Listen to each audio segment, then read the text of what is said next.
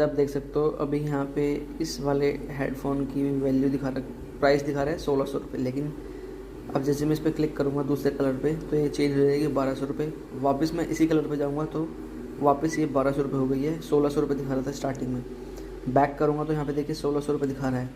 Click करता हूँ, then 1600 दिखाता है। कलर हमारा है मोल्टन ऑरेंज, इस वाले कलर पे क्लिक करता हूँ, 1200 रुपये हो गया है। दोबारा से मैं मोल्टन ऑरेंज पे क्लिक करता हूँ तो फिर से 1200।